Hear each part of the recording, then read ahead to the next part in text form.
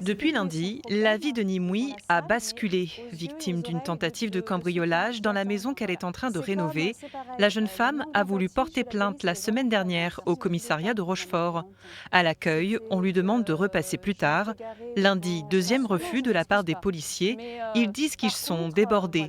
Selon elle, un des agents la pousse. Nimouy craque et le ton monte. Je force le passage à un point que ça les énerve. Et ils disent, puisqu'elle veut entrer, on va la faire entrer. Donc en forçant le passage, je me suis déséquilibrée, je suis tombée à l'intérieur sur le ventre. Et c'est là donc qu'ils m'ont passé les menottes. Donc ensuite, ils se sont mis à plusieurs sur moi pour me soulever.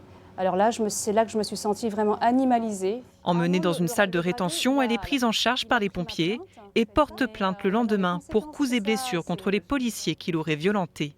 Les violences psychologiques, c'était « mais vous êtes une folle, madame, on est obligé de vous faire ça, c'est parce que vous êtes une folle ». Là où je venais chercher de la protection par rapport à mon cambriolage, j'ai vraiment été malmenée et c'est ça que je ne comprends pas. Blessée au cervical et au genou, cette professeure des écoles a dû être arrêtée pendant 10 jours.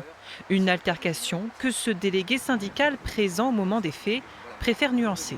Effectivement, elle a été maîtrisée, mais avec la force strictement nécessaire. Elle n'a pas reçu de coups. Simplement, elle se débattait au sol, elle refusait de se calmer, de se lever. Les collègues l'ont maintenue, étaient obligés effectivement de l'entraver pour l'extraire vers un lieu sécurisé pour éviter qu'elle ne porte des coups aux fonctionnaires présents.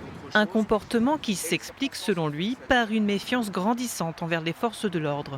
Quand on est transporté par des policiers, menotté, par les bras, par les jambes, ça peut paraître indigne, mais malheureusement, les collègues n'avaient pas le choix. Et la personne est partie librement, sachant que son comportement, elle aurait pu faire l'objet de poursuites, ce que les fonctionnaires n'ont pas fait.